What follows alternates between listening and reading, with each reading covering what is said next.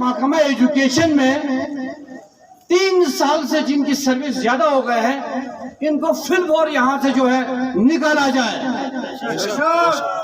یہ سارے گڑبڑ یہ ڈائریکٹر آفس میں بیٹھے ہوئے کچھ لوگ ہیں وہ گڑبڑ کرتے ہیں.